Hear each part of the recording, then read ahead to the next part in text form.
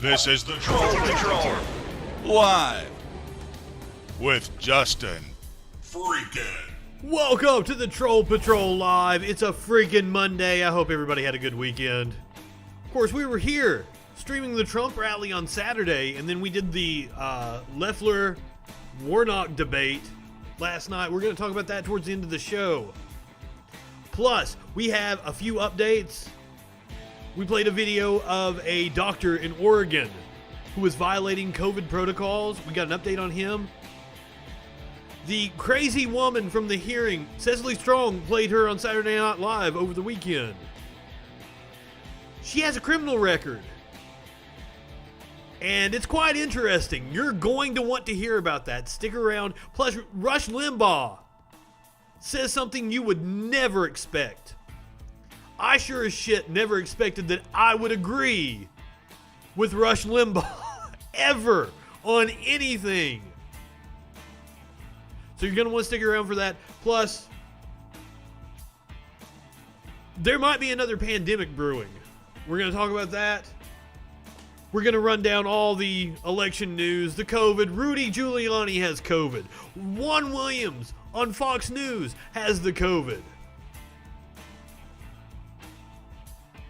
Oh, and then My Pillow guy had a hissy fit at the Trump rally over the weekend. A stiff on CNBC had a hissy fit. We got all kinds of right-wingers just doing stupid shit all over the place. Speaking of right-wingers doing stupid shit, one of the dumbest fucks of them all, one of the most evil people walking the planet, Mitch McConnell, gave some statements earlier today on the Senate floor about the COVID bill. So that's how we're going to start off tonight. Listening to fucking Mitch. Has more important outstanding business than we have days to complete it. Delivering for the American people will take focus, dexterity, and genuine bipartisanship. When have you ever delivered for the American people? It's my hope that our committee's work will bear fruit and a full-year funding package will come to the floor in both chambers. I anticipate that the Senate will take up a one-week extension this week so the government does not close on December the 11th. Now, we are looking at a government shutdown coming up. Continue through the end of next week. The nation needs our Democratic colleagues to resist the temptation to play brinksmanship with long-settled policy issues or push poison pill riders. Poison pill riders. Do you know what has been a poison pill in these bills that the Democrats won't vote for? Liability protection for corporations. Tax breaks for martini lunches. That is what Mitch McConnell has been trying to ram through. And the reason why the Democrats have been against his bills. But go on, Mitch. That they know would tank the process. We also expect to receive and pass a conference report on the annual defense authorization, and we need to continue confirming impressive nominees. Now, Trump says he will veto that bill if it doesn't strip the 230 protections. We senators are no strangers to end-of-year drama. Now, the 230 protections, that's the protections for internet companies like Facebook, Twitter, so they're not held liable for the things posted on their sites. Trump wants to strip that out of the bill. Or he said he will veto it. By this time, mistakes are far higher. We're up against another, even steeper surge in COVID-19. I wonder why, Mitch. Back in the spring. Workers and small businesses are once again struggling to make ends meet as states and localities step up precautions. And while the latest news on vaccine trials suggests that victory over the virus may soon be within reach, our work in that area. Speaking of vaccine, I didn't have time to really get into it on the show. But apparently the Trump administration turned down Pfizer's offer in the summer to sell extra vaccines to the U.S. is far from complete. As one recent article put it, state and local officials plead for vaccine distribution funds. Our nation's historic sprint to victory through vaccines seems poised to succeed in record time, but the critical last step, getting hundreds of millions of doses out to American people, is still in front of us. So Congress cannot stay on the sidelines.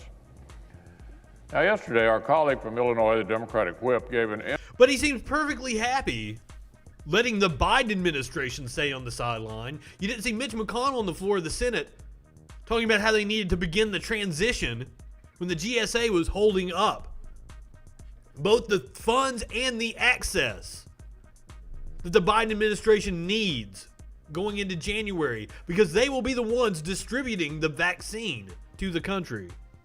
Interview in which he named 3 examples of highly urgent matters that need to be addressed for our nation right now.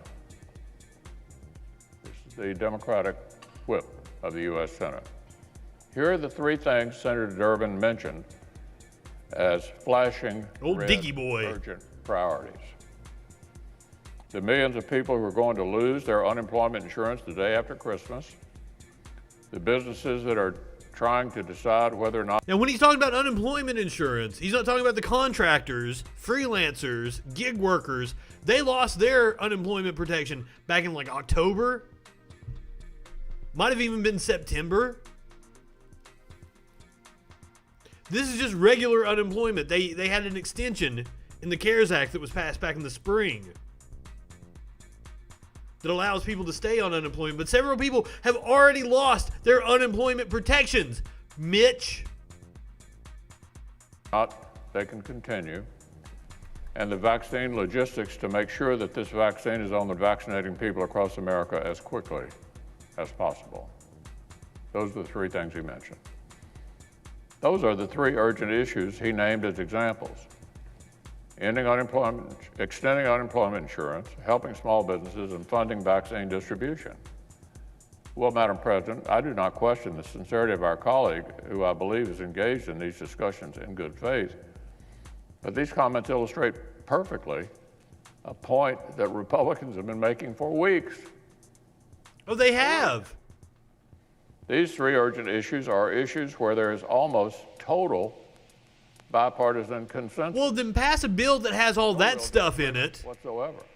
And doesn't have your martini lunches, for a small your tax breaks, and your liability for corporations. Something which Democrats quickly attacked would have resolved all 3 of those subjects. All 3 of them. The targeted Republican framework extends unemployment insurance programs that will otherwise expire. It creates an entire second round of the Paycheck Protection Program for the hardest hit small businesses, which was rife with fraud. Wasn't going to small businesses like mine. Check, check, check. You see, the world has changed. The world has changed. But his haircut hasn't since the 80s. Whip is right to recognize these 3 subjects are especially urgent because they are especially urgent.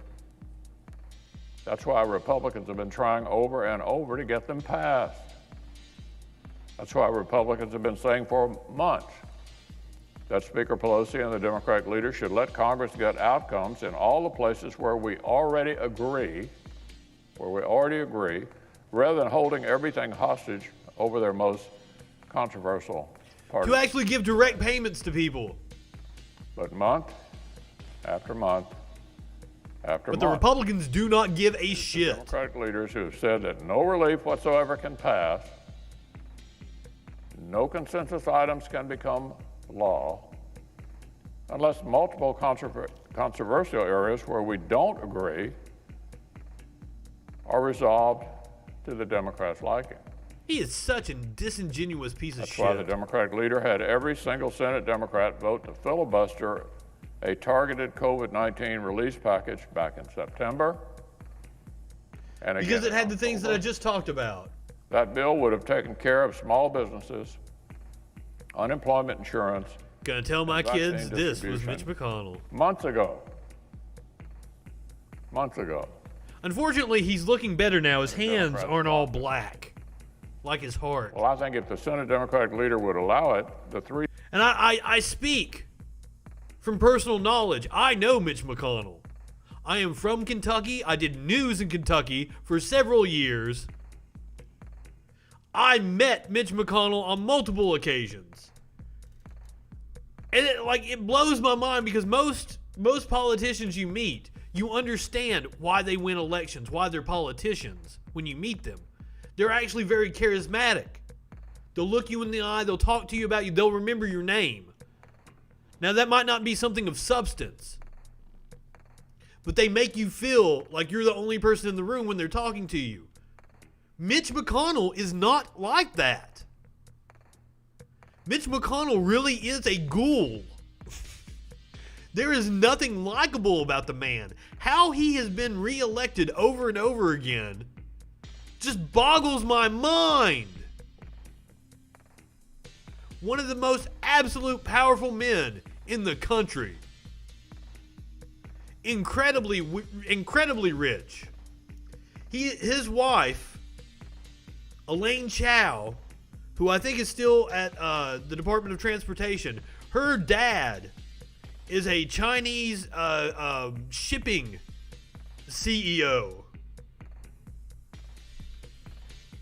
His family needs to be investigated for all the under-the-table deals that they have done to enrich themselves.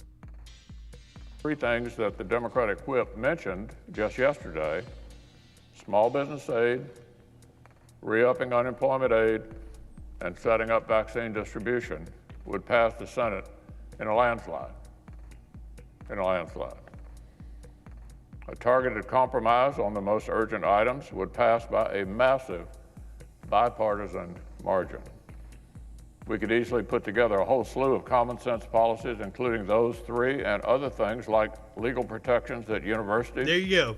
And the Council, Corporations. American Council on Education have been pleading for. Bring it to the floor and pass it. Everyone knows why this hasn't happened. Because you're a piece of shit. One reason. Yes, we do.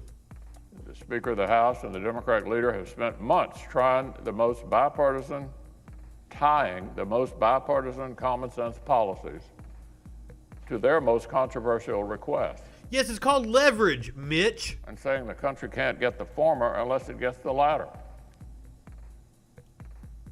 Their strategy has been all or nothing.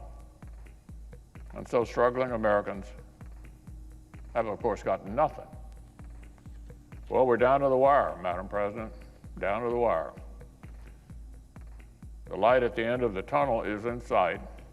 Operation Warp Speed seems poised to deliver vaccines on an historic, almost miraculous timetable.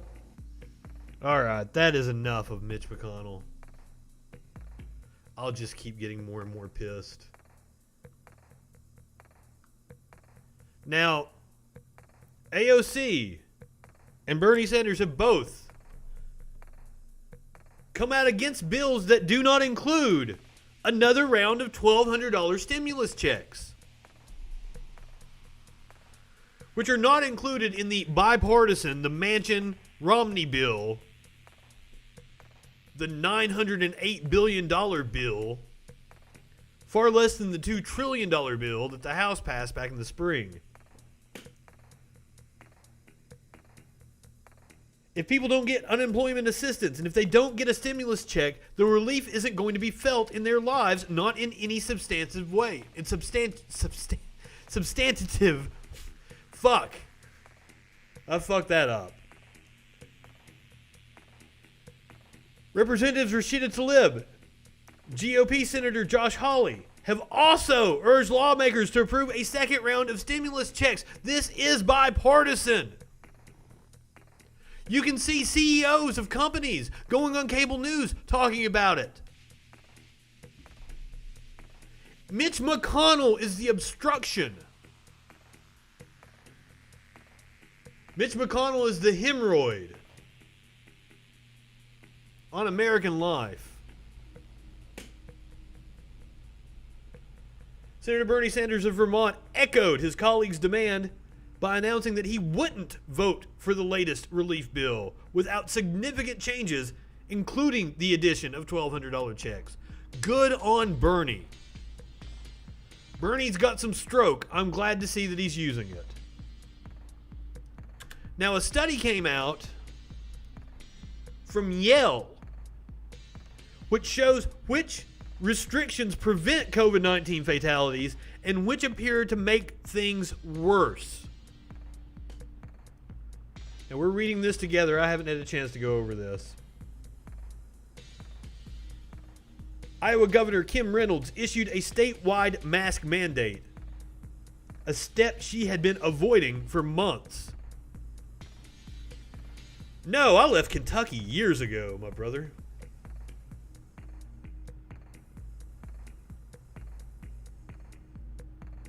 New research from Yale helped shed light on the matter, offering new data on which policies prevented and failed to prevent COVID-19 fatalities in the United States.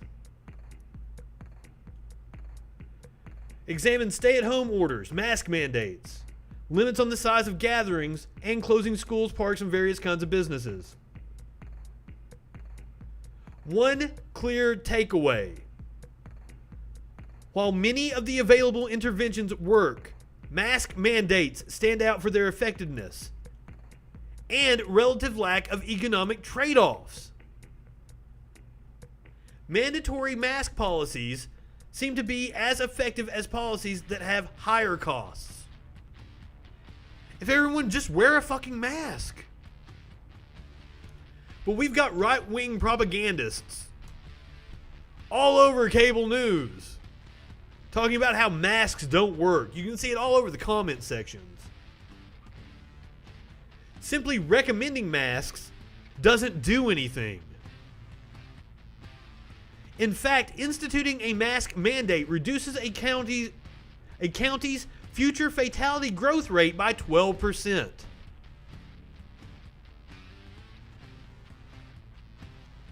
About the same in isolation as more disruptive measures, including stay-at-home orders and closing restaurants.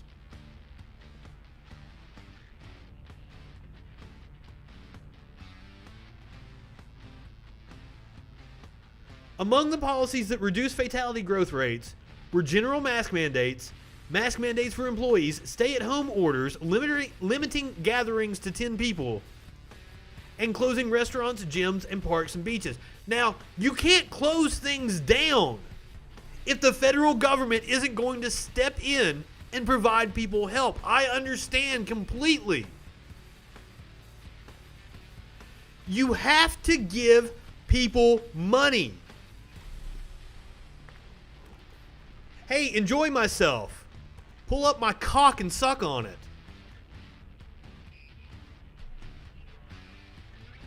The last one came as a surprise to the researchers, given the studies showing a dramatically lower likelihood of outdoor transmission.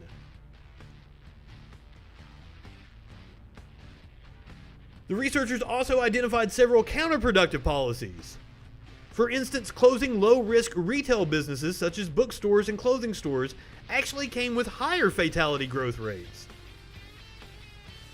Likely because it pushed stir-crazy citizens toward higher-risk activities. Meanwhile, limiting gatherings to 100 guests, another harmful policy singled out by researchers, may have the unintended consequences of making people feel too comfortable about inviting over 99 of their nearest and dearest.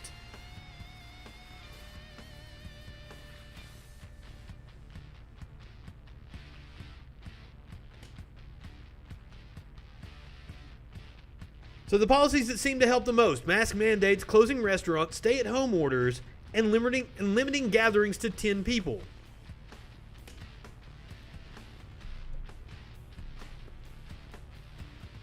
Other policies, including closing schools, appeared not to affect fatality rates either way.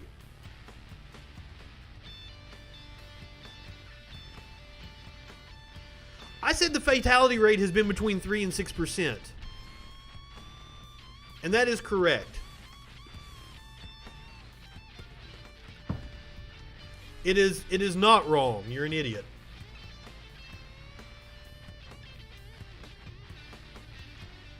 But now we know what policies work. Yet we have idiots like this and idiots like you enjoy myself spouting off sheer propaganda. Can't tell me that shutting down, which is the easiest answer, is necessarily the only answer.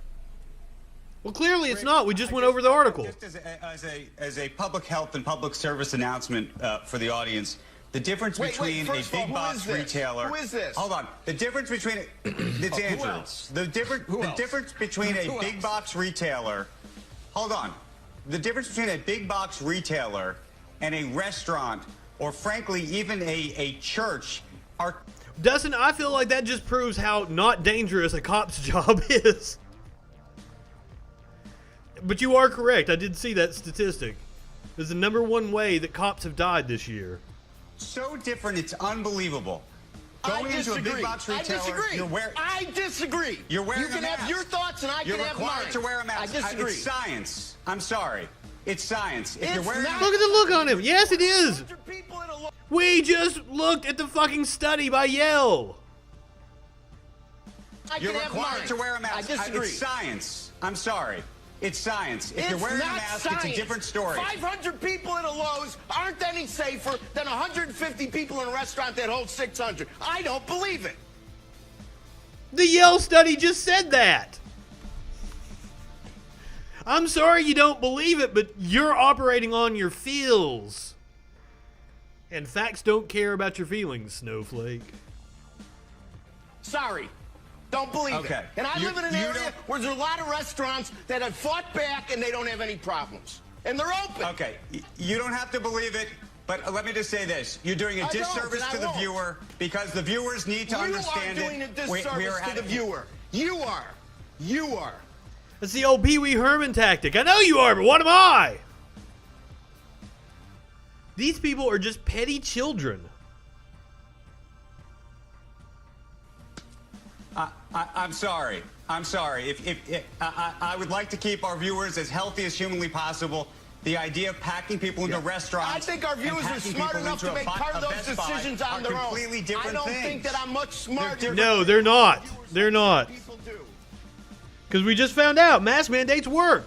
Most effective thing you can do. Now, the Arizona legislature is having to shut down because dumb fuck Rudy Giuliani has tested positive. He's in the hospital right now currently. And he tweeted out that he's feeling good. He tweeted out something that looked similar to what Herman Cain tweeted out just a couple of days before he died.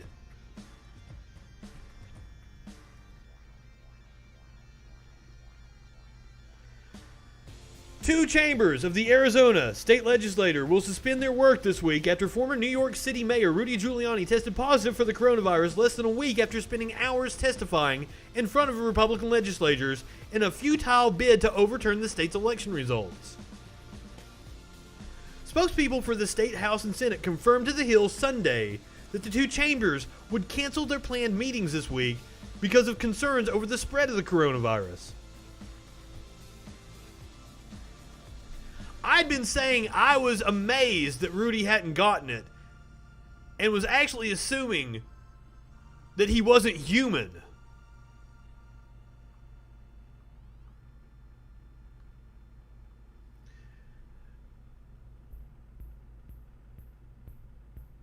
Well, aren't you just stupid?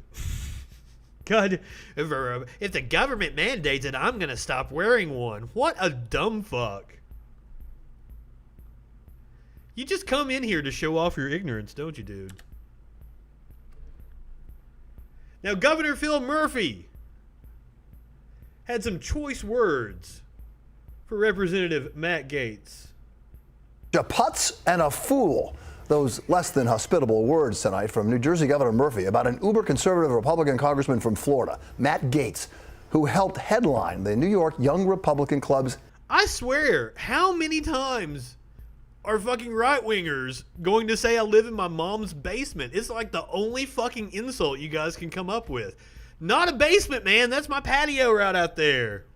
This is my living room. That's my flag that says right-wingers are morons. God damn. Holy shit. Do you think we're stupid? You think we're fools? Yes, all of you.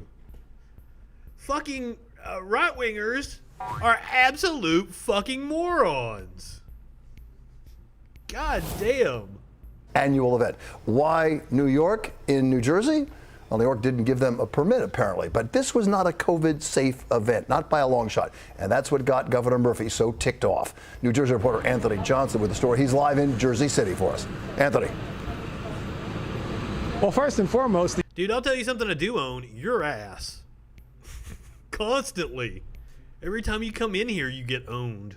The Young Republicans have now issued a statement where they're saying that everything here is politically motivated, that they followed all of the rules and But they didn't. We saw the pictures. In the state of New Jersey. But the fact that the group decided to leave New York, cross the Hudson River, and then do this event and have a party here in New Jersey is raising eyebrows. You are correct, Dustin. He has been a super spreader for quite some time. This shared social media post has angered officials in New Jersey as members of the New York Young Republicans Club came to Jersey City last night to hold a gala. What's up, baby? The governor of New Jersey was... Now, they had to plan this shit in secret in order to get around the restrictions. Outraged. It is beyond the pale that anyone would willingly endanger people in another state, never mind their own. The strongest condemnation was reserved for Florida Congressman Matt Gaetz, who was front and center at last night's event. That is Representative Matt Gaetz. And based on his past performances, it is obvious being a knucklehead is not beyond the pale for him. There was also this tweet taunting the governor of New York from one partygoer. But Governor Cuomo supports his colleague in New Jersey. I think Governor Murphy... Like, seriously, they just wallow in their ignorance. Every single one of them. Fucking morons.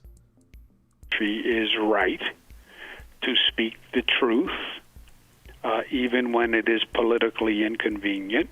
The big loser here is the Jersey City Catering Hall that hosted the event.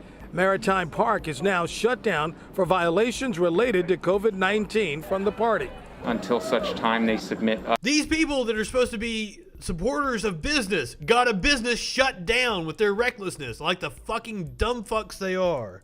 An operational plan that indicates that they are following all of the statewide executive orders. This incident started a war of words between Gaetz and Governor Murphy, who said in his news conference and again on Twitter that Representative Gaetz was not welcome here, and the Florida congressman responded saying, "You're going to regret this tweet when you move to Florida like the rest of New Jersey." As the battle of lawmakers plays out. Oh, so now you care about the people that have passed when it's a Democrat. Yes, I think Cuomo is terrible. I've bitched about Cuomo many times. Fucking idiot. Coronavirus testing is expanding in Essex County. At Newark's Weequahic Park, it's free to county residents. The Newark testing site comes on the last day of the city's stay-at-home and business. Cynthia Nixon would have been a much better governor. Newark's mayor says has helped reduce the spread of the virus in the city. The only reason Cuomo is governor is because his dad was governor. That it reduced the positivity rate from nearly 22% down to 17% in the last 10 days. As for the Maritime Park, they are once again shut down, but they did issue a statement this afternoon saying they're eager to go ahead and work with the city to go ahead and resolve this situation. They say they believe that they were in compliance, and they reminded all of the guests that came to this event last night. Yeah, it was the dumbass Republicans that fucked everything up for everybody, like always. City, New Jersey, Anthony Johnson, Channel 7 Eyewitness News. Now, we played a video last week of a doctor at a Stop the Steal rally, one of the Cope cringe rallies held for Trump. He said he doesn't require anybody to wear a mask inside his office.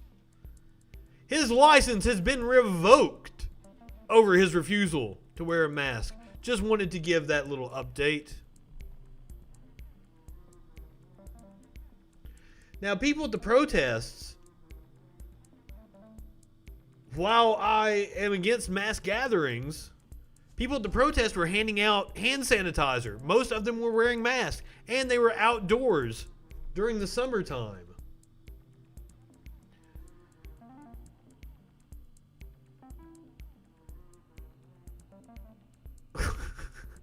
Because they can spread it. Your ability to swing your arm ends when it hits my face. And I'm currently suffering the consequences as a concert head that likes to go out and do things, travel a lot. I'm suffering the consequences of the dumb fucks and the people spreading it. But you don't give a shit about anybody dying unless you can use it for political gain. You don't care about the elderly people that died in the nursing home, only if you can use it to make Cuomo look bad. Like a disingenuous asshole Republican. Now, Argentina doing the right thing and passing a tax on wealthy people to pay for their virus measures. Just a one-off levy dubbed the millionaire tax. Those with assets of more than 200 million pesos, about 2.5 million American dollars, will have to pay. Bernie Sanders has proposed the same thing here in America, and I agree with Bernie Sanders. It's an excellent way to raise money so we can give money to people so we don't have stories like this guy in Staten Island. Or the bar that we just saw with the Republicans that got closed down. Bar owner Danny Presti allegedly driving into a sheriff's deputy. Now, of course, he's an asshole and saying he did nothing wrong. Let's get the full story right now here. At 5:30, new video of the incident involving a Staten Island bar. Whoa! Whoa! The cop is up on the involving a Staten hood. Island bar owner and sheriff's deputies that ended with him under arrest. Welcome back. I'm Christine Johnson. I'm Maurice Dubois. He was already facing charges of ignoring COVID restrictions. But he says that he did nothing wrong in his latest run-in with the law. CBS 2's Christina Fan has the details. Newly released surveillance video shows the moment Danny Presti of Mac's Public House wealthy people shouldn't exist. ramming his Jeep into a sheriff's deputy, trying to arrest him for defying coronavirus restrictions. While this criminal complaint accuses Presti of acting with, quote, depraved indifference to human life, his attorney, who provided the video, says the images clearly show his client running for his life. Two big burly officers came out between a parked car from behind him and yelled. And these are the same people. The same people. It's like, well, if you didn't break the law, you wouldn't get shot. Presti, hey Presti, and started running at him. That's what started the whole set of events. Presti has been at odds with the sheriff's office ever since he declared his bar an autonomous zone, allowing nobody to root for in this one, as producer Dave would say. Because, you know, fuck the police. But also, fuck this guy for putting his patrons and the people that work for him that probably don't have health insurance in danger. Allowing patrons to eat and drink inside, even though indoor dining is prohibited in orange zones. Deputies already arrested him once last Tuesday. The sheriff alleges that when officers tried arresting him again Sunday, Presti ran to his car, dragged an officer 100 yards, and broke both of the sergeant's legs. The deputies do not have broken legs. That's an out. What? They don't have broken legs. Jesus. Now, this guy better get charged with felony assault on an officer. Right lie. Presti's lawyer called the arrest a political ambush, claiming deputies were in unmarked cars, never identified themselves, and clearly jumped onto the hood of Presti's car. Presti is now charged with assault, but his attorney says it is the sheriff's officers who broke every proper procedure. When the investigation is complete, you're going to find out that I did nothing wrong. Sheriff Joe Facino. Oh, we're going to talk about Loeffler here in just a little bit. We live streamed the debate between her and Warnock last night. Told us the officers who initiated the arrest were, quote, in full police uniform and identified themselves as law enforcement officers. The bar's defiance drew this massive crowd of support last week. Governor Cuomo on Monday ripping those supporters. What signal are you sending when you glamorize that type of behavior? Yeah, that's right. run over the police. What? The governor says because of the community's defiance over Run 'em over. COVID-19 guidelines, the borough went from having the lowest death rate to the highest death rate in the city. The bar's owners told us that this fight isn't over, but that the business will be closed for the next few days so they can regroup. Reporting from the Grant City section of... Now, we've got some strange news out of India. There is a mysterious illness that has hospitalized hundreds, and one person has already died due to an unidentified illness in the southern Indian state. I'm not even going to attempt to pronounce it. The illness was detected Saturday evening. Eluru, an ancient city famous for its hand-woven products. Patients have experienced symptoms ranging from nausea and anxiety to loss of consciousness. One man, a 45-year-old man, hospitalized with symptoms similar to epilepsy and nausea, died Sunday evening. So far, water samples from impacted areas haven't shown any signs of contamination. And the chief minister's office said people not linked to the municipal water supply have also fallen ill. The patients are of different ages and have tested negative for COVID-19 and other viral diseases, such as dengue fever. I've never even heard of that one, or herpes.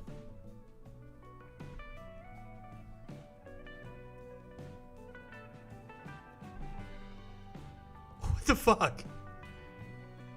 Yeah, because we just blame everything on Trump for no reason. Like, you're a bad troll, dude.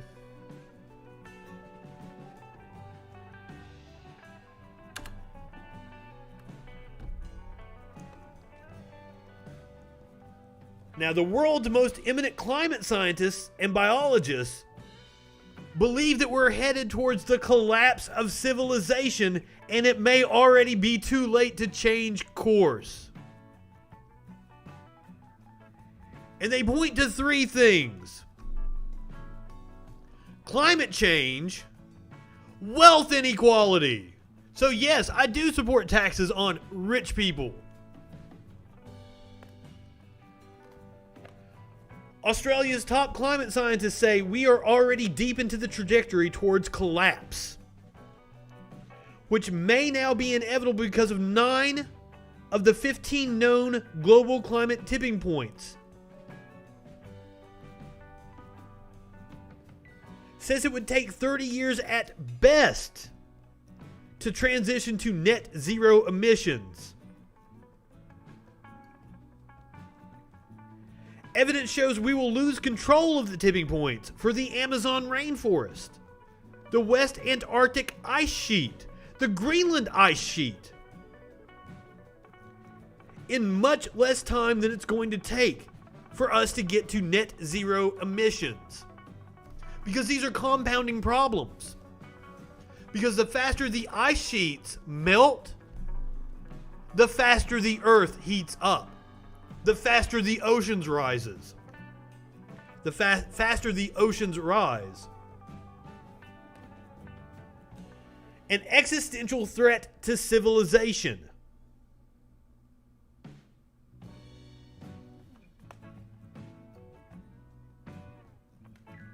Describes it like a row of dominoes. And his concern is that we are already at the point of no return.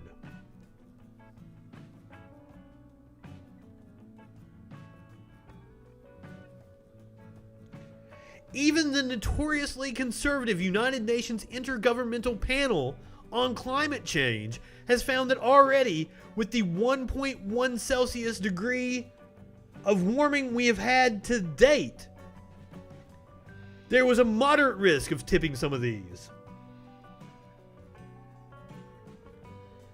A world with 4 degrees Celsius more would support less than 1 billion people.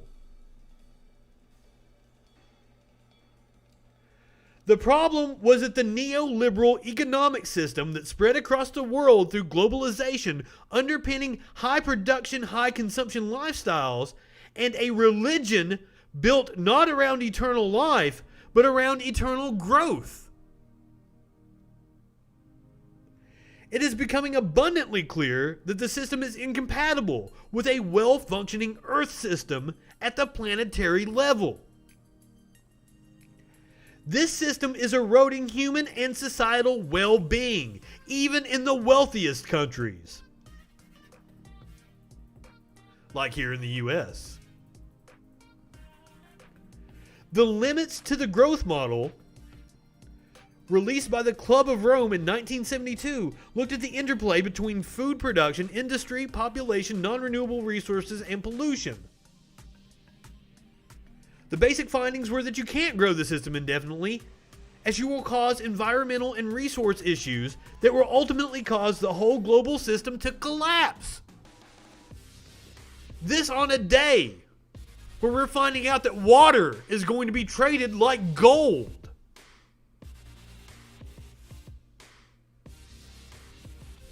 This is frightening. And this is one of the reasons why I certainly am going to pull out whenever I fuck somebody. There is no way that I would bring a child into this world knowing what I know.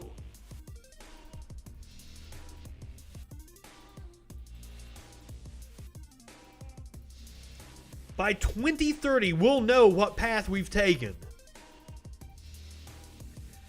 Highly likely that by 2030, we'll know what pathway we've taken, the pathway towards sustainability or the current pathway towards likely collapse. I'm betting on collapse.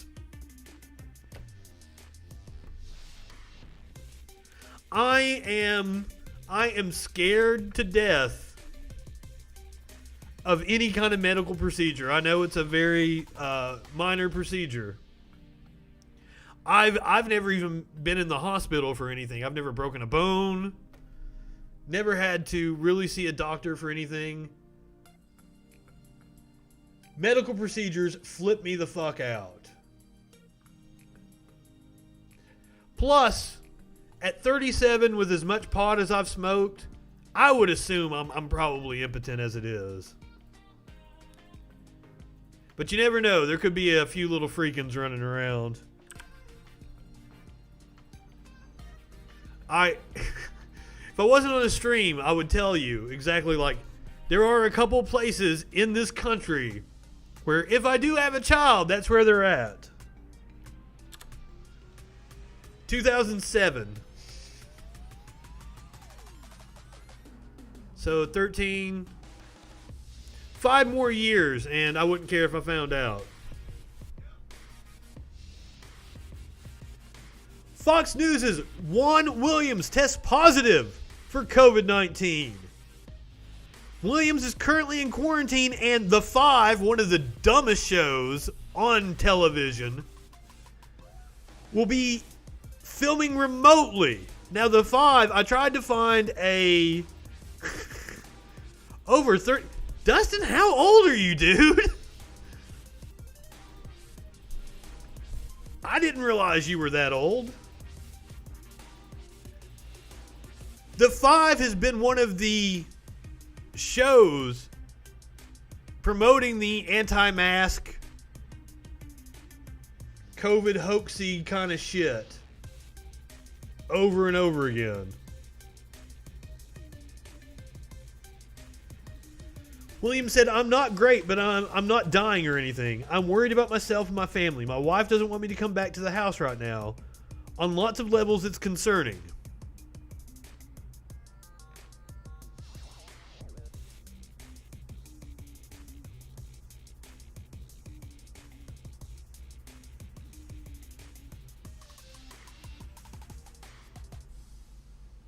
Now, Williams also had some interesting comments the other day. Trump is feasting on a dying GOP, and he is absolutely correct. Watching President Trump's conspiracy mongering about his defeat in last month's presidential election, I flash back to something former Speaker John Boehner said. Boehner. Not even allowed on the couch. There is no Republican Party. There's a Trump Party. John Boehner said. The Republican Party is kind of taking a nap somewhere. It's like Lindsey Graham said. If we nominate Trump, we will get destroyed, and we will deserve it. Lindsey was right. I agree with him.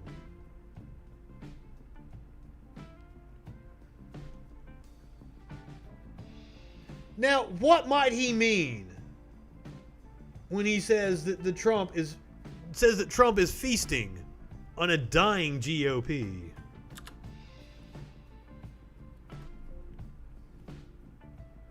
Well, we're going to go over some of the legal challenges. Over 40 cases now that Trump has lost in court. Well, we have 1,500 attorneys that are calling for the sanction of the Trump campaign's legal team.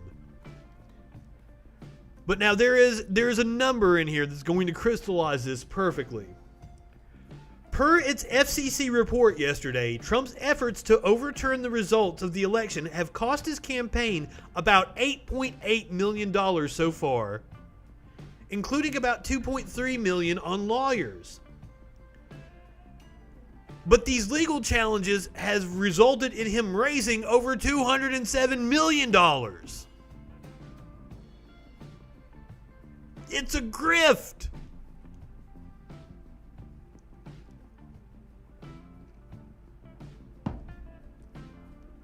And I agree.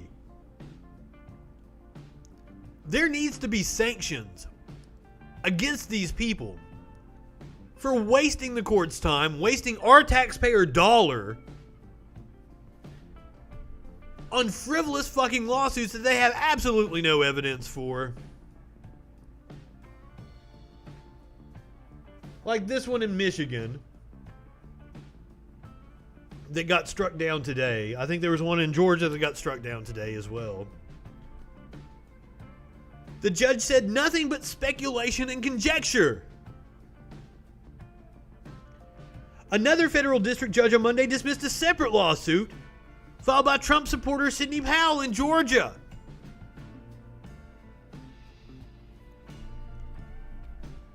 I guess the Kraken went out with a whimper, didn't it, Sidney Powell? You are correct, and if you watched the rally with us on Saturday night, that was supposed to be about the Senate candidates, it was all about Trump. And he let the Senate candidates speak for about 30 seconds each. That's a very good point. A lot of city municipalities are wanting their money from hosting Trump rallies. Nothing but speculation and conjecture.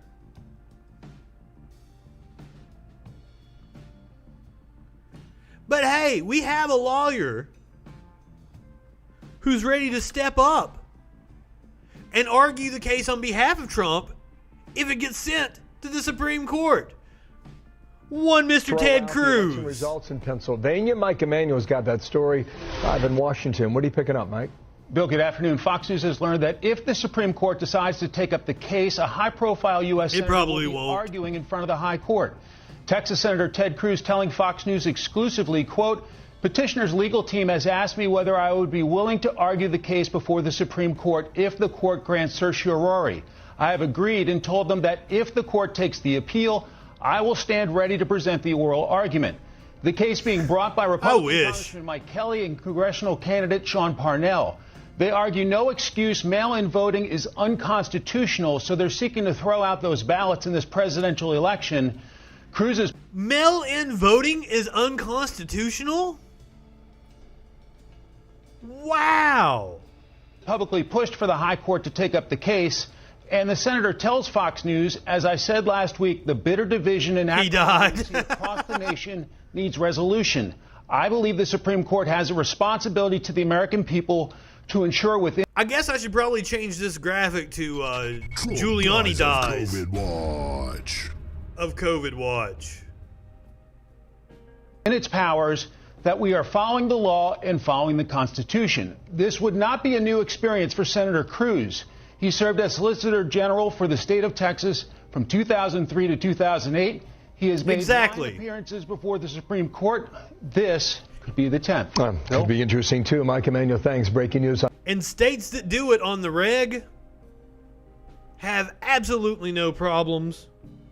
We knew the results incredibly fast because they were able to count the ballots as they came in.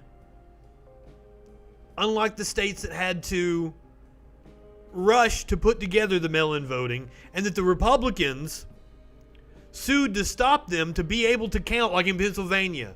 They couldn't count the votes. I understand. And it does raise voter turnout. That's true. We should totally make it easier to vote. But Republicans aren't for that, because when you make it easier to vote, Republicans lose.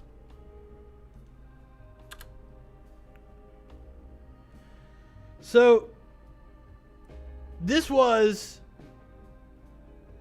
Health and Human Services Secretary Azar. I forget his first name.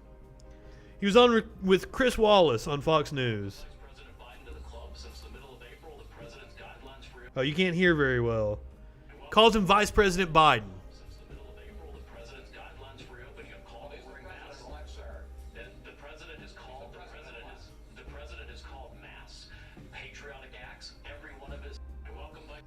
Three times Chris Wallace corrected him. President-elect, sir. And that's why people are turning on Fox News. Now, the rumor going around is that Trump isn't going to attend the inauguration, which I've said all along, there is no way he is going to attend the inauguration. But apparently now he is floating the idea that he's going to have this elaborate departure from the White House as the inauguration is going on. And I guess flying him on Marine One to a location of a Trump 2024 event. The tentative plan would involve Trump departing on Marine One before flying to his primary residence of Florida for a 2024 campaign rally. But there's also been rumor going around that he's going to leave the White House for Christmas and just not come back. That he's going to stay at Mar-a-Lago. I would assume it's not going to be his last grift. Oh my God. I hope that the Southern District of New York does its job quickly and we can lock this motherfucker up so we don't have to hear from him anymore. And his kids too. Now this. Now, I wanted to say this is what we've all been waiting for. This clip of Rush Limbaugh here. But you need to stick around. Because the crazy Valley girl from the hearing last week, we've got an update on her, and oh my God. Plus, I'm going to detail my beef with former WCW wrestler Disco Inferno. I saw this clip. Producer Dave played it on Echoplex on the Plex last night over at echoplexmedia.com. I'm so glad I saw this. My jaw dropped when I heard Rush Limbaugh say it. So get ready, guys. There's another point. Time is of the essence here for Trump to do whatever it is he's going to do. We're running out of time, folks. We got Rush Limbaugh is running out of time. He is terminal. Last grift with the title of president. That's correct. 10 days until the Electoral College assembles and votes. State officials will This was on Friday. Officially the votes, and the states will then choose the electors to vote in accordance with their state totals. So in enough of these 5 disputed states, Wait and those for states it. remain Michigan, Wait for it. Pennsylvania, Arizona, Wisconsin, and Georgia, either a judge will have to throw out the vote and order recounts, or the state legislatures are going to have to step in and pick new electors. The magic number is 270. That's where Trump has to get. Doesn't matter if it's 271, 275, 270 is the magic number. I think in order to force the issue. Now, remember, I am the guy that said Trump needs to go. You are the guy that started the Republican Party down this fucking nut job path. Way back 30 years ago. You and your Newt Gingrich revolution. Wait for it, though. Go to Georgia and do rallies for these two senators now. He needs to do MAGA rallies. He needs to not let go of this. He needs to keep the energy alive. Yes. Well, we'll get into Linwood and this business of people shouldn't vote for the two senators. There's a lot to wade through out there. I mean, there's really a lot to wade through. And, of course, folks, one of the big challenges, I don't want anybody to misunderstand. Get comfy. Get comfy. Here we go. Are you ready for this? Me here. It's getting harder and harder. Can I have the attention of mainstream media? This is a Pulk. You're going to love this quote from me. I do love it. Mainstream media, stop what you're doing. Here comes the Pulk quote. Ready? 3, 2, 1. As a conservative, it's getting harder and harder to not look like a kook.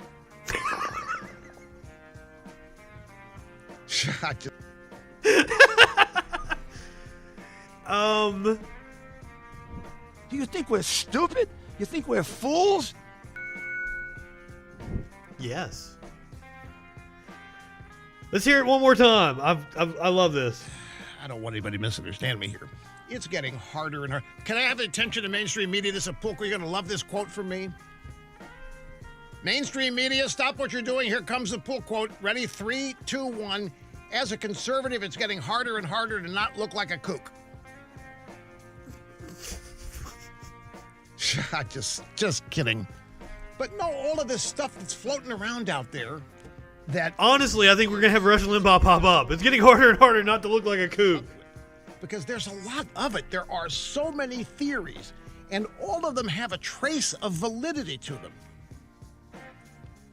And the left is doing everything it can to make... I'm so sorry about your wife, Dustin. ...to be right out of Cookville. And so people that believe these things have got to run the risk or weather the storm of being called a kook, because that's how they're trying to discredit all this. They know, for example... Or they just really are kooks and, morons.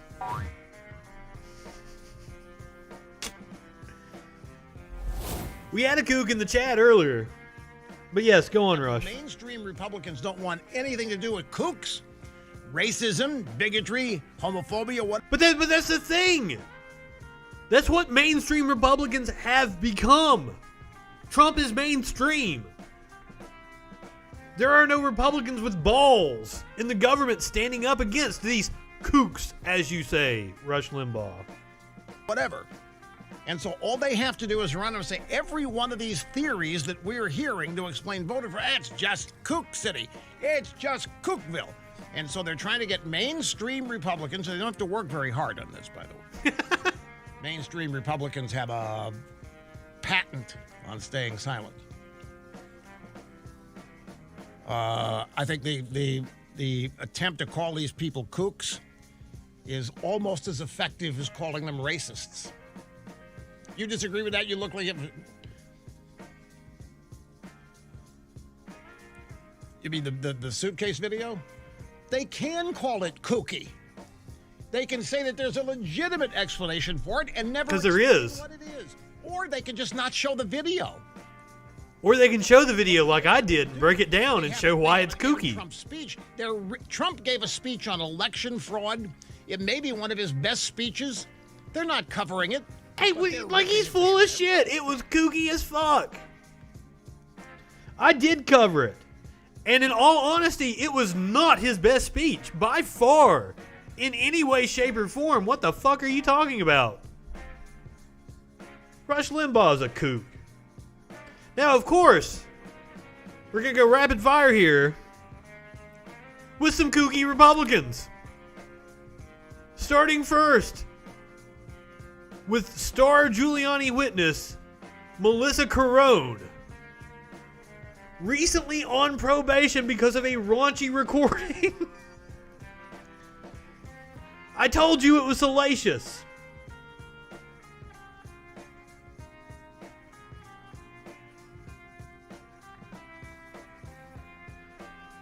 According to reports by the Daily Mail and Deadline Detroit, her appearance alongside Giuliani came after she appeared in court to face 2 criminal charges under her previous name, Melissa Ann Wright. According to the case records on file, the original charges were first-degree obscenity and using a computer to commit a crime. Court records indicate both were misdemeanors. The records say the obscenity count was reduced to a count of disorderly circumstances warranting alarm, and the computer crime was dismissed by prosecutors. The accusations were that Carone waged a harassment campaign against her boyfriend's ex-wife.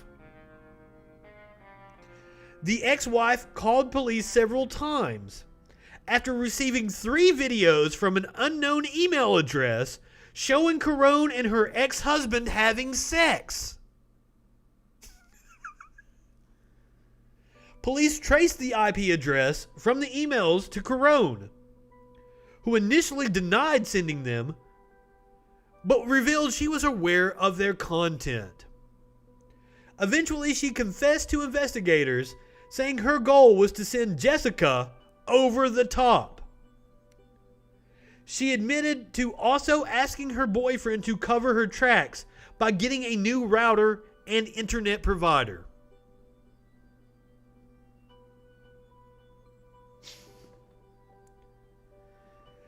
The story does not end there. Despite entering a plea deal and admitting guilt, Carone said in a Saturday interview with HuffPost that her now fiancé is the one who sent the raunchy videos.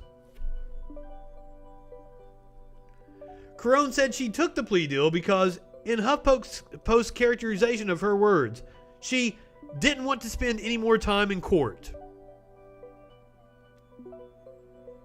The reason I got charged for it is it was sent off of my phone. I just said, screw it. I'm going to have to take it. Now, if you think my impression was off, the poll book is You're wrong. completely off. Completely off. I think I did a pretty good impression of her. I'd say that poll book is off by over 100,000. That poll book. Why don't you look at the registered voters on there? How many registered voters are on there? Do you even know the answer to that? No, I guess I'm trying to get to the bottom Zero. of this here. Zero. There's 0. So, my question then is if the Guess how many? Wait. What about the turnout rate? Even Giuliani's like, oh, you're a little bit much. Let's let Representative Johnson ask his question. God damn. Do you think we're stupid? You think we're fools? Now, also following up on that hearing,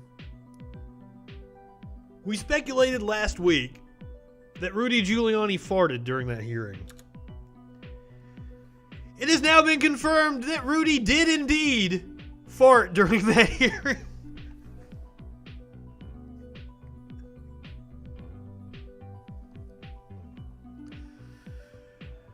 Oh, Jesus. We'll just leave it at that. I wanted to follow up and let you know it was indeed a real fart. So now to continue on our parade of kookiness, here's the MyPillow guy.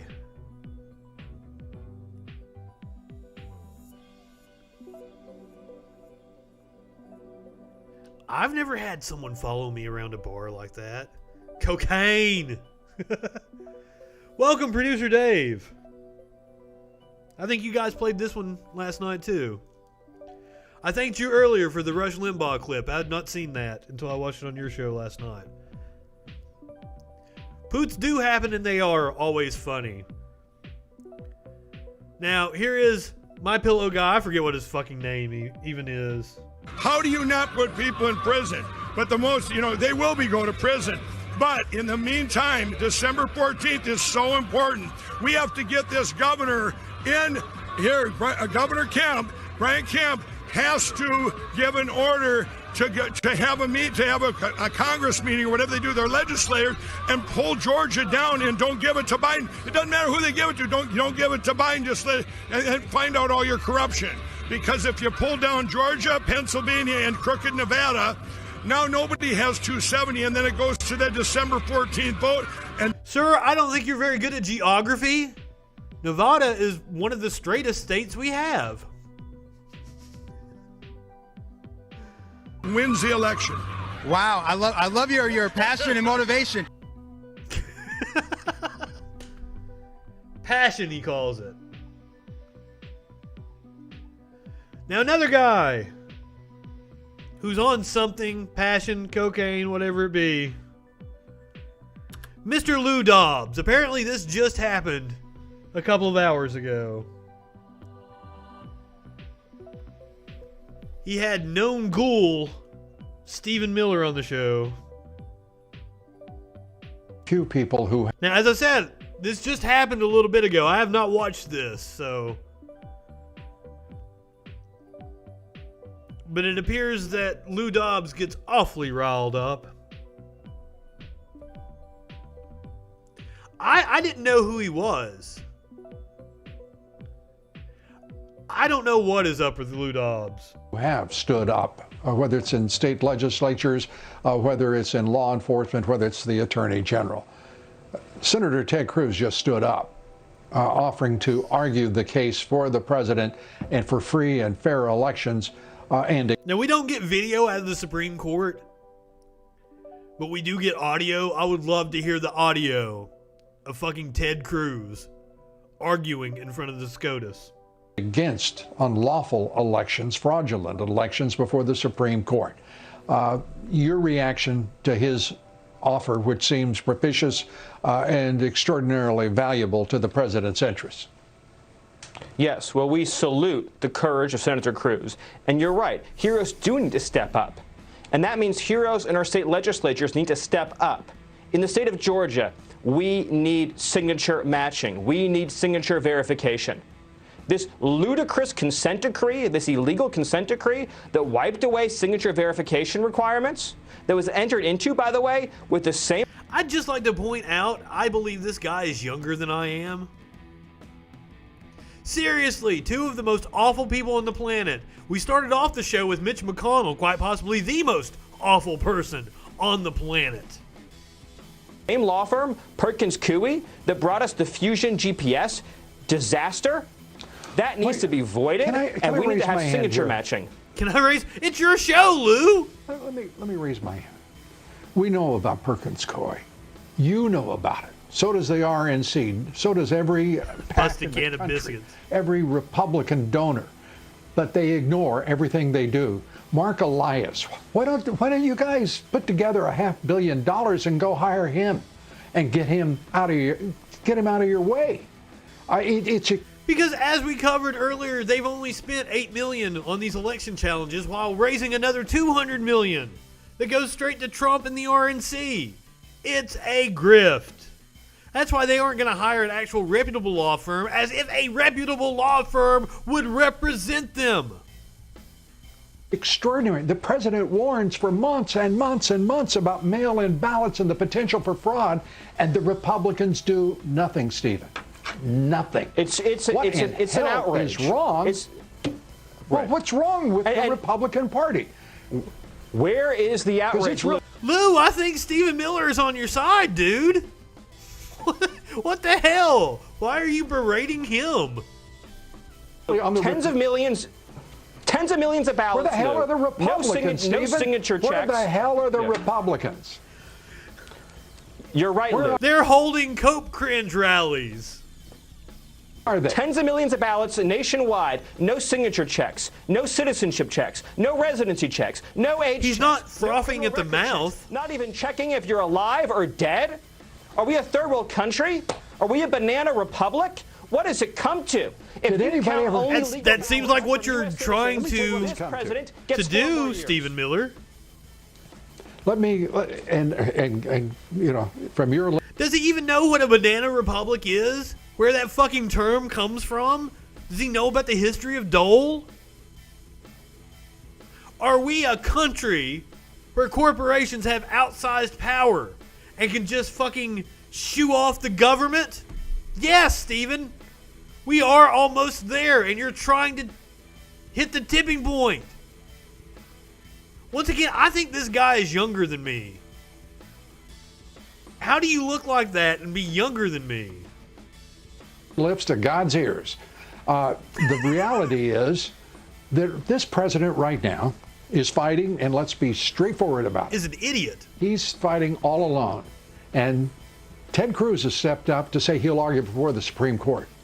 Why in God's green earth wouldn't the White House jump on it? Why shouldn't they accept that right now? As if it's going to make it to the Supreme Court. If 3 state legislatures I just outlined, one correction in Wisconsin. No, Stephen, I won't let you say. I'm not going to let you do this. I'm not going to let you do that. I'm not going to let you do that. I ask a question. You and I, we're reasonably smart and decent fellas. Why don't you answer me? Who the fuck told you that, Lou?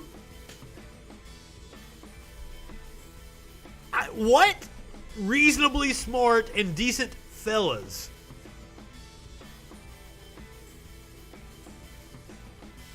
Someone lied to you, dude.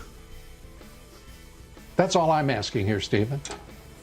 Why don't you guys jump and salute Ted Cruz and say, yes, we want you on the team now?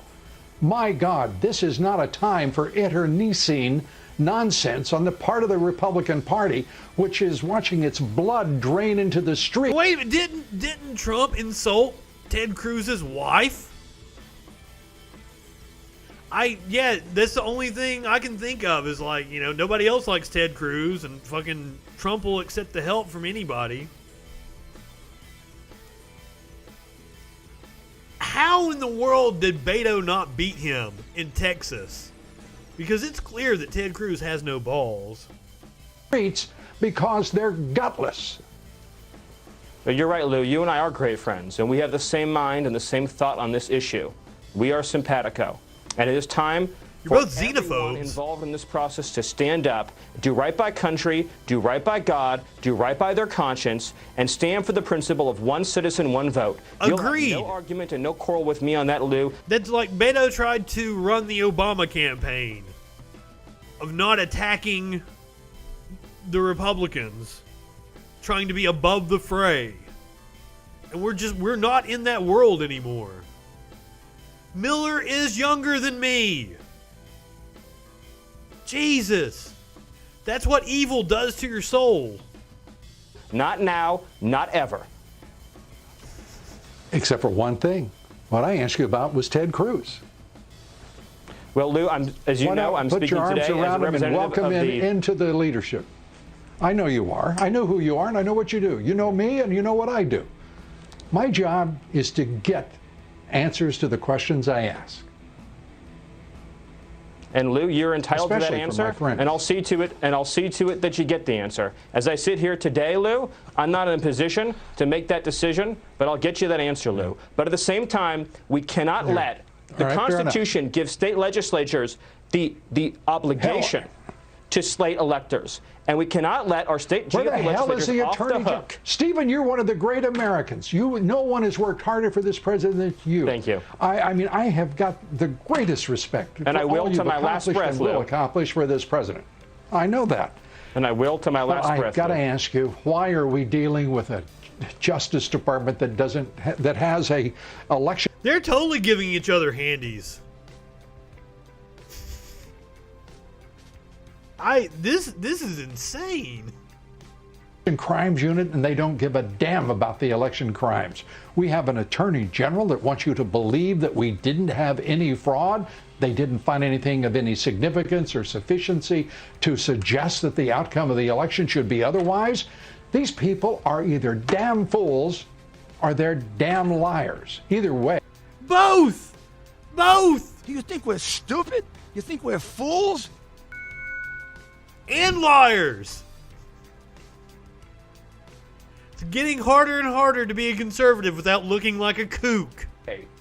The American people are suffering at the hands of an absent Justice Department, election crimes unit, voting rights division. I mean, God, What in hell could we do more to wonder what has happened to this country? What more could we do to screw it up? It's amazing. We need a fix now. And I want to say you just said cunt. Senator Ted Cruz. How are you saying that Twitch censors bad words when I see cunt right there? What the hell? Doesn't get much worse than that, does it?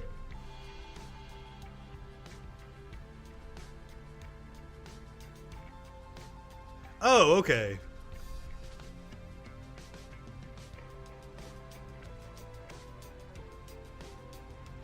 I see. I haven't played with the settings enough inside all the bots. So, last night we had the debate between Reverend Warnock and Kelly Loeffler. Apparently I've been saying her name wrong. I've been calling her Loeffler. Also, I need to correct myself. I said she was married to the guy who was chairman of the New York Stock Exchange. I was wrong on that. Apparently they own the New York Stock Exchange. I didn't even know that was a thing. I didn't know it was owned by somebody. How can you own an organization like that? So, my apologies.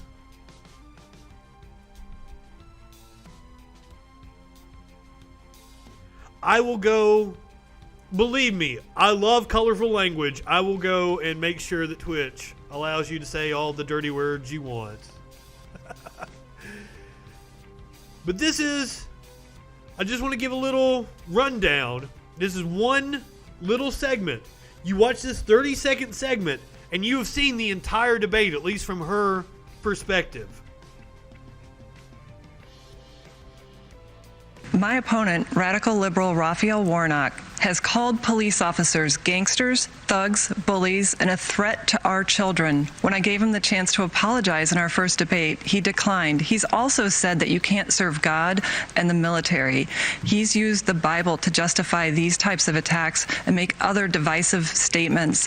What we need is someone who can bring together, that can help us get through this pandemic and rebuild our economy across this country and right here in Georgia. That's what I'm fighting to do. So you heard everything she said in the entire hour-long debate last night.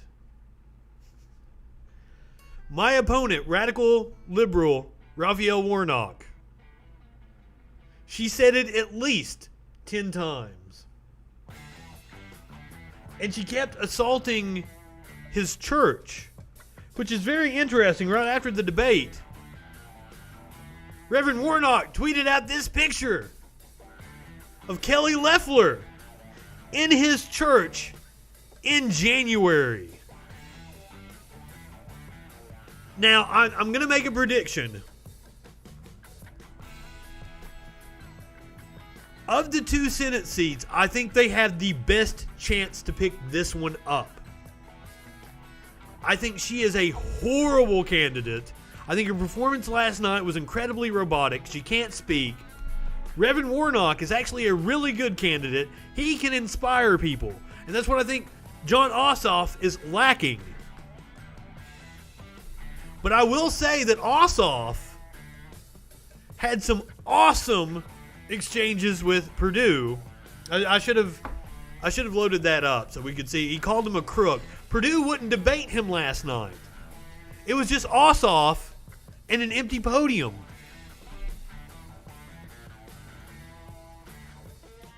Now, going around on Twitter, some people pointed out that they think Loeffler was wearing a wire. I'm not sure. That could just be a strand of hair. It does kind of look like a listening device. Somebody in the comments. Ossoff seems competent, but yeah, he doesn't have the charisma that Warnock has. They're both pretty center of the road liberals. But I think just from my exposure to the two of them, I think Warnock is a much better candidate. Also, Warnock is the one, he's up a couple of points right now on Loeffler. Perdue and Ossoff are pretty much tied at the moment. So it looks like it's going to be coming down to turnout. And let's hope that the whole Linwood, Sidney Powell, don't vote, the attacks on Kemp, let's hope it, because all it needs is like a depression of like 1% of the vote. Yeah, I'm not sure. And like, here's the thing about her wearing a wire is nobody was feeding her good answers. She just said the same thing over and over and over again. That 30-second clip is all she ever said in the debate. So if she was wearing a wire, that's like one of the worst fails ever. Because nobody was actually helping her. I think a very high-priced consultant told her 4 things. Like, they knew she was a shitty public speaker. They drilled in her head, say these 4 things over and over again, attack him on that. And that consultant probably got paid $500,000. We're in the wrong business, producer Dave. All right, so now time for some fun stories. Next one is... I need to introduce this one a little bit. For those of you who don't know, this is former WCW wrestler Disco Inferno. Came out to a song, Disco Fever. Couldn't dance worth a shit. He'd do this all the time. Incredibly shitty. His real name is Glenn Gilberti. He hosts a show with also former WCW wrestler Conan. I really like the show. Yeah, disco music. There's nothing wrong with disco. There's something incredibly wrong with Glenn Gilberti, the guy that played the Disco Inferno in WCW. I would listen to their show called Keeping It 100.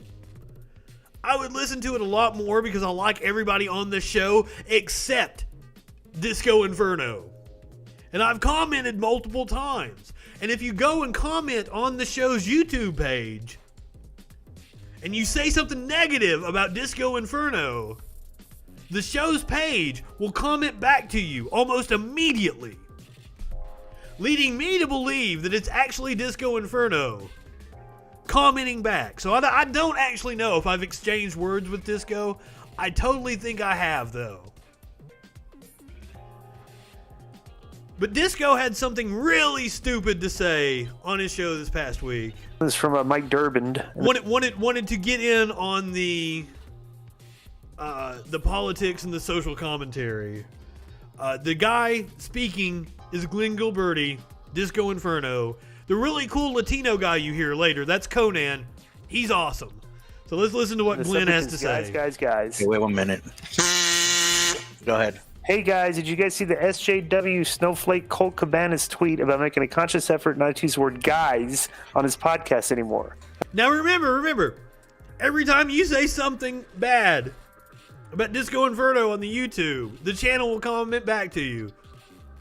Like a fucking snowflake. I guess it's not inclusive enough. Why does someone need to publicly make this statement? Would either of you guys ever make this kind of lame signal boost in your podcast or social media? You guys got to read all the comments in this thread. It's a great way to see how pathetic today's wrestling fan is. I hope you guys have a great day. Thank you, guys.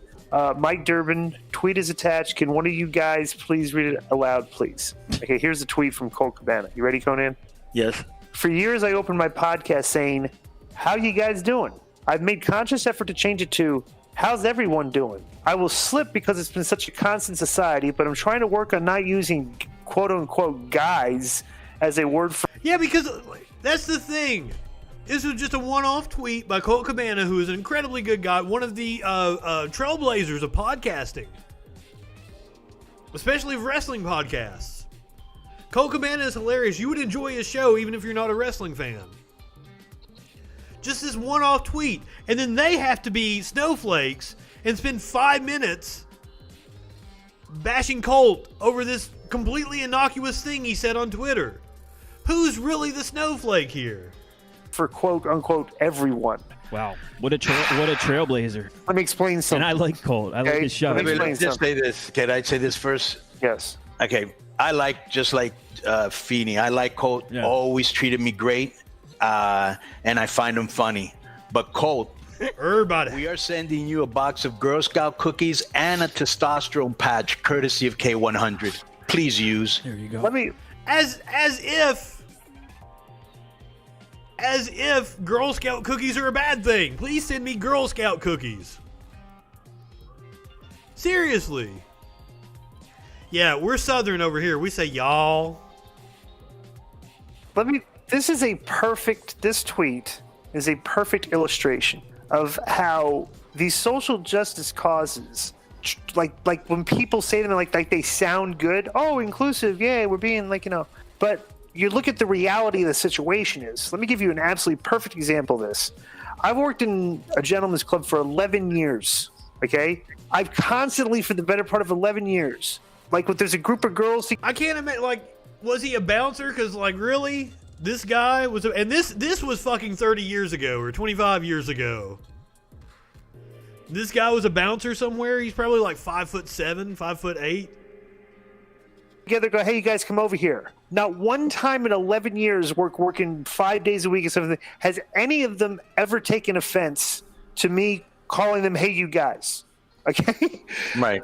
I'm so what is all this? This is it's not about why are you taking offense now? The term, if people haven't heard this before, it's just Cole Cabana says everybody. The term virtue signaling, right? Meaning you are making a statement. I get that. I get that all the time. People say I'm virtue signaling, but I also get called an edgelord. Which is it? Am I an edgelord or am I virtue signaling? What the fuck does that even mean? Please do give us the definition of virtue signaling. Disco. To draw attention to yourself about how good of a person you're being, right? Yeah. And it's useless in this case because girls do not care about that. All right, so it's you're not including you're just making a statement. Maybe progressive girls do like that. You know what I'm saying? I don't know. Bro, and here's one thing that you got that's so true. That type of shit, right? Mm-hmm. Is the type of shit that made this race closer than anything else. Yeah. That type of shit, where people were like, what the is going on with you guys? Why do you care about stuff like this? Right. and everything's fine. Right. Why do you care about stuff like this? Because this faux outrage gets fucking clicks. These incels love jacking themselves off about fighting the virtue signalers and the social justice warriors. Kind of ridiculous. Yeah, it's just a term. Hey guys, exactly. Holy shit. It's just a term. You know what I'm saying? Let me give you this. And here's a one thing I do want to say about the progressives. There's a lot of double standards with them because no one can bully them. But if you don't agree with them, it's okay to be ostracized, tremendous word for a Latino, bullied, or even canceled by them. You know what I'm saying? And I find that very hypocritical. This is funny because this morning, this is the day we're recording this on Great Morning Britain. Pierce Morgan was also a piece of shit. They want to change the name of fishermen to fisher people. Right. Okay. When literally, they're talking about the trolley, things. Literally, they did a study. 2.3% of the profession are men, are women. It's 97.7% men do this, everything, and they want to change it to make it more inclusive. It's actually going to make more women want to be a freaking fisher person. Right. It's bro, it's you don't have to be inclusive where people don't want to be included. It's we're trying to be inclusive, but it's what are we doing? Being inclusive in athletics? It's no. Well, do you think maybe the girls don't want to compete against the boys? You know what I'm saying? It's weird. We had a girl kicker at Vanderbilt just down the road a little while. A week or two ago? She clearly wanted to play with the boys. Sometimes I'll talk to people like my godson Dominic, right? Dom's got to be 21, right? So I'm like, what do you think about all this bullshit? And he goes, yeah, I don't understand it. I'm not down with it, right? So I'm like, all right, so it isn't every young guy. And I'm like, well, how about the guys in your circle that you hang out with? How many guys are kind of like that? He goes, well, not really nobody. And I'm like, all right, so you don't hang around with a bunch of progressive nerds. Obviously, we've got that established. But my progressive whole thing nerds. Is there going to be enough of young people that get in the positions of power to be able to move? That's more likely. Someday, it could be against the law. You know what I'm saying? It could be considered hate speech. They're doing it in other countries. Yeah. You know what I'm saying? It's like you're making privately, you can't. I just think it's so ridiculous. Are you talking about Jordan Peterson? Is that what you're talking about there, Disco? That's so ridiculous, bro. Women already getting equality. Obviously, they're not where they should be, just like minorities aren't, but we're making progress. You know what I'm saying? Where they were completely shut out of a lot of shit. Now the doors have opened up and they're getting the chances that they didn't have before, and that's good, because there's a lot of shit that women have to offer. I feel like he just undercut his point of the rest of the time. Yeah, we should always be striving to do better and expect better of ourselves, shouldn't we, Conan? I really just wanted to be able to play that so I can put it up on YouTube and see if I can get Disco to fucking comment on my stuff. Okay, last thing for the night.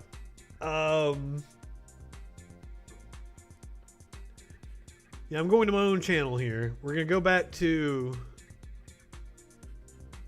the Melissa Carone video. I had some odd comments here. This guy right here, I couldn't try to understand. I tried my best to understand what he was saying. Nah, Holmes, she's right. You want to come at me, I'm on her side. Delco Punk, by the way, that's where punk rock comes from. Independent Republican. We don't take bull from the establishment. The populars, right? Ha ha ha. So my response was, LOL, what? And I have no fucking idea what he was trying to say. And he just keeps going back to music. Yep, Read It and Weep. Also created new metal back in '84. She's right. Did you know the hippies were anti-establishment? I'm pretty goddamn anti-establishment. I agree. So I asked him, what drugs is he on? Now we have daddy and daughter Joe and Cammie. We had daddy and daughter Trump and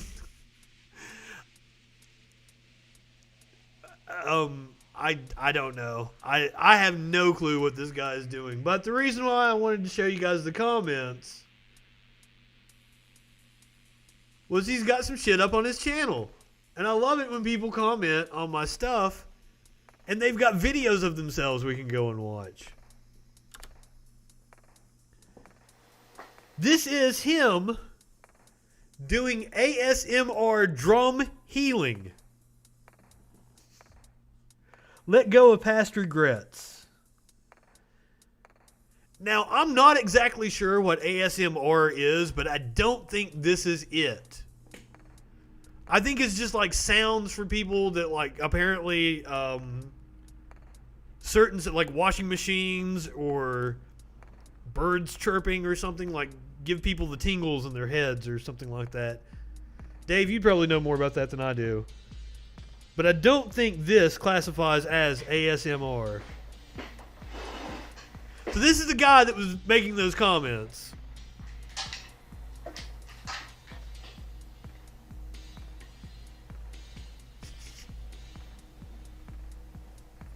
start like this.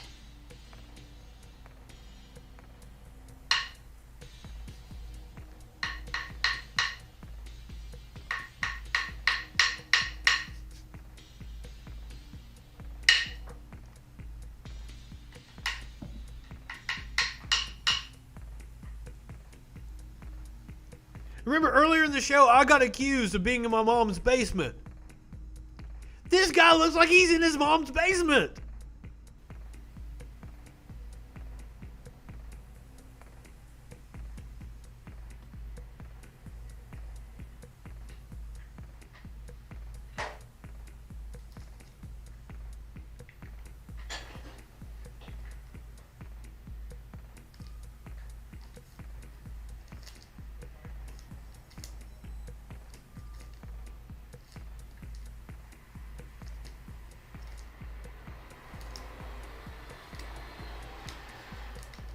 The truck going by. And the lights for effect. I would say.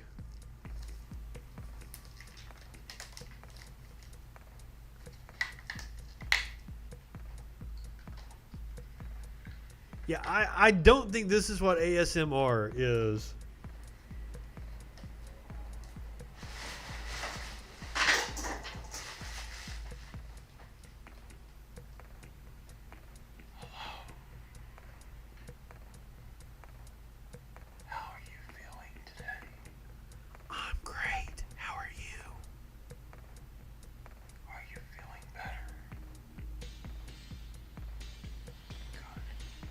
I wasn't feeling bad to begin with.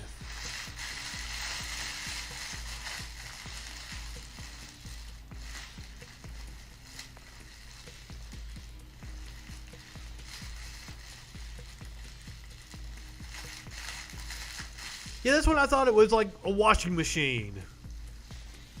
Oh, there's soft talking involved? I didn't know that. I thought it was just like background noises and shit. Kind of defeats the purpose when you're knocking your drumstick off into the floor.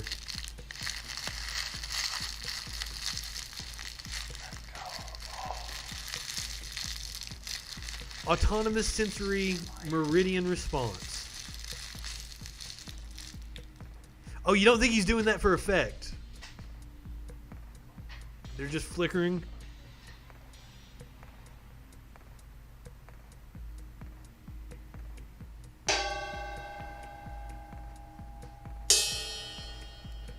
He's a regular John Bonham.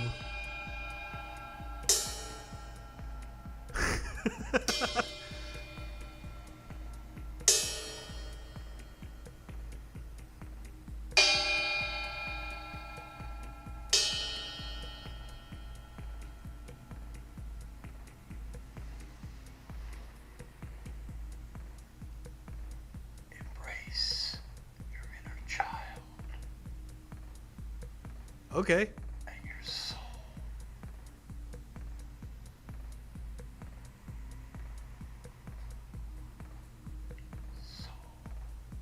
You said that, and then the light quit flashing.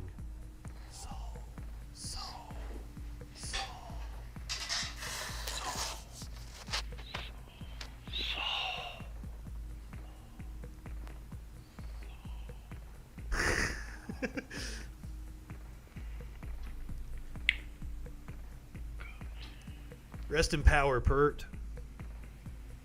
Let go. I'm not holding anything. What am I supposed to let go of, dude? I will say I wish I had his hairline.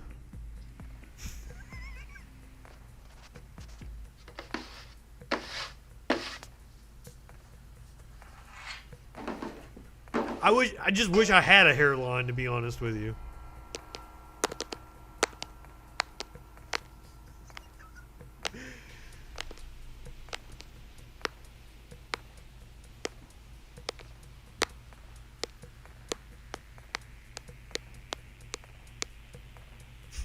Boomer ASMR. Yes, I know. He agreed. It's been a long week. But The week just started. Already over. No, it's not. It just started, man. I thought his hair looked kind of cool until he did it like a fucking Puritan or something. Progress to its own extent. Exactly how I just wanted to point out it intends to be. that I didn't understand what he was talking about when he commented on my thread. I don't understand what he's trying to do on this video. I honestly shouldn't make fun of people like this, but he kind of asked for it. I asked him to come on. I asked him to call in. We never did get a call from him.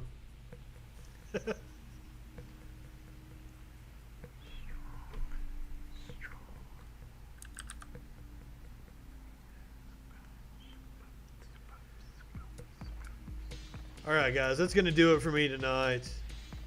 If you're watching on Twitch, I'm going to send you over to Feminist Critique.